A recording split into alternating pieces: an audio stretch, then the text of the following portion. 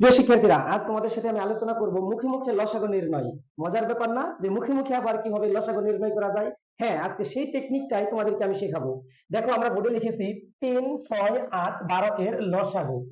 এখন কতগুলো সংখ্যার লসাগু, ওই সংখ্যাগুলোর মধ্য থেকে যে সংখ্যাটি সবচেয়ে বড় হয় সেই সংখ্যা হবে, না হয় তার চেয়ে বড় কোনো সংখ্যা হবে। তুমি মনে রাখবে যে কতগুলো সংখ্যার লসাগু কখনোই ওই সংখ্যাগুলোর মধ্যে যে সংখ্যাটি বড় তার চেয়ে ছোট হবে না, হবে না।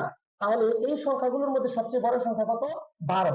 তার মানে 3, 6, 8 এবং 12 এর লসাগু কখনোই 12 এর ছোট হবে না। তাহলে প্রথমেই আমরা বড় সংখ্যাটিকে চিহ্নিত করব।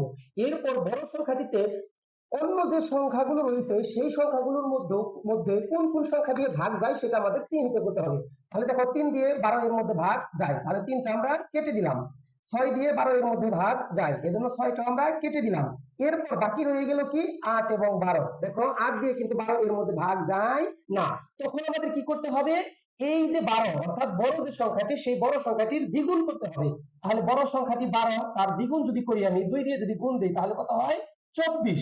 এখন দেখো, 24 এর মধ্যে যে দুইটি সংখ্যা বাকি রয়ে গিয়েছিল সেই দুইটি সংখ্যা দিয়ে ভাগ যায় কিনা? 8 দিয়ে ভাগ যায়, 3 8 24, 12 দিয়েও যায়, কত? 12 দুগুণে 24। তার মানে 3, 6, 8 এবং 12 এর লসাগু হচ্ছে 24। যদি কোনো কারণে তুমি দেখতে এই 24 এর মধ্যেও ভাগ যাচ্ছে না, তখন কি করতে হতো? এই 12 কে 3 গুণ করতে হতো, অর্থাৎ 3 দিয়ে গুণ দিতে হতো। যদি তারপরেও না যেত, তাহলে 4 দিয়ে গুণ দিতে হতো। অর্থাৎ পর্যায়ক্রমে তোমাকে গুণ দিতেই হতো। এবং একটা সময় গিয়ে তুমি দেখতে যে সকল সংখ্যাগুলো দিয়ে ওই সংখ্যার মধ্যে ভাগ গিয়েছে। তাহলে প্রিয় শিক্ষার্থীরা, দেখো, দ্বিতীয়তে আরেকটি অঙ্ক আমি লিখেছি যে 4, 8, 10, 12 এবং 20 এর লসাগু। তাহলে আমরা প্রথমে বড় সংখ্যাটি চিহ্নিত করি, কত? 20। তাহলে 20 এর মধ্যে এখন কোন কোন সংখ্যা দিয়ে ভাগ যায়? 4 দিয়ে যায়, তাহলে 4টা আমরা কেটে দিলাম। 8 দিয়ে 20 এর মধ্যে যায় না। এখন তারপরের সংখ্যা কি? 10, 10 দিয়ে 20 এর মধ্যে যায়, 10টা আমরা কেটে দিলাম।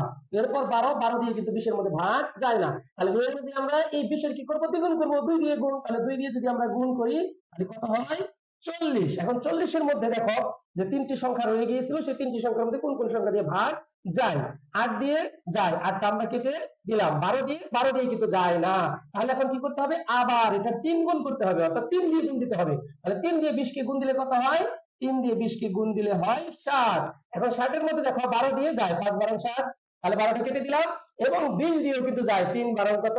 60। তাহলে আমরা কিন্তু লসাগুটা পেয়ে গিয়েছি। তাহলে আমাদের 4, 8, 10, 12 এবং 20 এর লসাগু কত?